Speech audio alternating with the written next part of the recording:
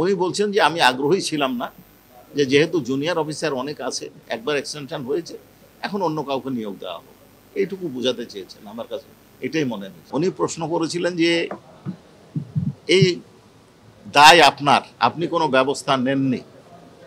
এইখানে উনি জবাব দিয়েছেন যে আমি ব্যবস্থা নিইনি, যে হয় এই মাসের শেষ সপ্তাহে অথবা আগামী মাসের প্রথম সপ্তাহে আমাদের প্রসিকিউশনের সাক্ষ্য গ্রহণ শেষ হবে। সাবেক স্বরাষ্ট্রমন্ত্রী আসাদুজ্জামান খান কামাল এর মামলায়, অর্থাৎ জুলাই আগস্ট গণ অভ্যুত্থানের সময় পরিচালিত যে মানবতা বিরোধী অপরাধ সংগঠিত হয়েছে, সেই বিচার অনুষ্ঠিত, বিচারের ৩৬তম সাক্ষী অ্যাপ্রুভার চৌধুরী আবদুল্লাহ আল মামুনের জেরা শুরু হয়েছে সকাল থেকে। ডিফেন্সের পক্ষ থেকে তাকে জেরা করা হয়েছে। জেরাতে মূলত যে বিষয়গুলো সম্পর্কে উনি জেরা করেছেন, 2018 সালের নিশিরাতের নির্বাচনে কার কি ভূমিকা ছিল, কার মাধ্যমে এই ভোট নিশিরাতে ভোট প্রদান করা হয়েছিল, তাদের বিরুদ্ধে উনি কী ব্যবস্থা নিয়েছেন এ সম্পর্কে প্রশ্ন করেছেন। এছাড়াও চেন অফ কমান্ড ব্রেক করে পুলিশের কোন কোন অফিসার কীভাবে স্বরাষ্ট্রমন্ত্রী আসাদুজ্জামান খান কামাল সাহেবের বাসায় নিয়মিত বৈঠক করতেন, তার বর্ণনা আবারও উঠে এসছে। এছাড়া টিএফআই সেলে ব্যারিস্টার আরমান সহ অন্যান্য বন্দীদেরকে যে রাখা হতো, কার নির্দেশে রাখা হতো, কারা এটা নিয়ন্ত্রণ করত, কিভাবে নিয়ন্ত্রিত হতো, কার নির্দেশে এদেরকে তুলে আনা হতো, এ সম্পর্কে বিস্তারিত জেরা উনি করেছেন।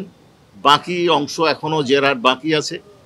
এখন আর যে বিষয়গুলো আপাত দৃষ্টিতে আমার কাছে মনে হয়েছে বাকি আছে, সেটা হচ্ছে জুলাই গণ অভ্যুত্থান চলাকালীন সময় স্বরাষ্ট্রমন্ত্রীর ভূমিকা, প্রধানমন্ত্রীর ভূমিকা, তাদের নির্দেশ, তাদের কার্যকলাপ, এ সম্পর্কে উনি বিস্তারিত জেরা করবেন বলে আমরা আশা করছি। এখন পর্যন্ত যে জেরা সম্পন্ন হয়েছে তাতে মূলত সাবেক স্বরাষ্ট্রমন্ত্রীর সাথে সম্পর্কিত জুলাই গণ অভ্যুত্থানের আগে যে সমস্ত বিষয়গুলো ছিল সেগুলো নিয়ে উনি জেরা কমপ্লিট করেছেন।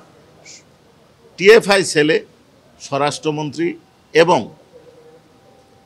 প্রধানমন্ত্রী দপ্তরের নির্দেশনা এবং প্রধানমন্ত্রী নিরাপত্তা উপদেষ্টা তারেক সিদ্দিকী এর বিষয়ে জেরা আংশিক সম্পন্ন হয়েছে।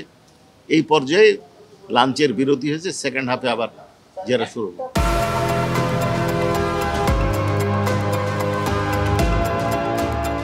উনি প্রশ্ন করেছিলেন যে এই দায় আপনার, আপনি কোনো ব্যবস্থা নেননি।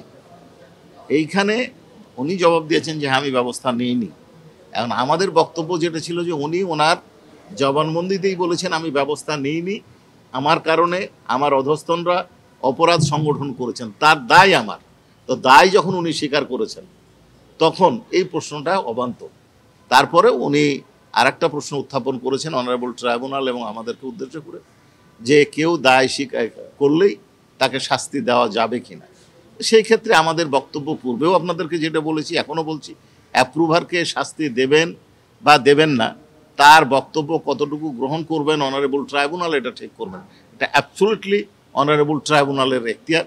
এইখানে আমাদের করণীয় কিছু নয়। আমরা শুধুমাত্র তার বক্তব্য বিবেচনা করে, তার যে বক্তব্যটা এখানে দিয়েছে, জেরা যেটা হয়েছে, আর্গুমেন্টের সময় জেরা এবং জবানবন্দি এবং আমাদের যে কেস, সেই কেসটার তুলনামূলকভাবে উনি যে অঙ্গীকারে অ্যাপ্রুভার হয়েছেন, অর্থাৎ পূর্ণাঙ্গ সত্য প্রকাশের অঙ্গীকারে উনি অ্যাপ্রুভার হয়েছেন, সেইটা প্রকাশিত হয়েছে কিনা সেটা আমরা আর্গুমেন্টে বলবো। আমাদের কাছে এখন পর্যন্ত মনে হয়েছে উনি যে জবানবন্দি দিয়েছেন তাতে উনি পূর্ণাঙ্গ সত্য প্রকাশ করেছেন।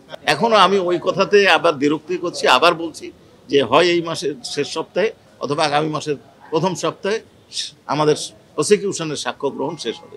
এই ক্ষেত্রে ডিফেন্সের যেহেতু আসামি পলাতক, কাজে ডিফেন্সের আর সাক্ষ্য দেওয়ার কোনো সুযোগ নাই। কাজে এই মামলায় এই মাসের শেষে না হলে সামনের মাসের প্রথম সপ্তাহে সাক্ষ্য গ্রহণ শেষ হবে, তারপরে আর্গুমেন্ট।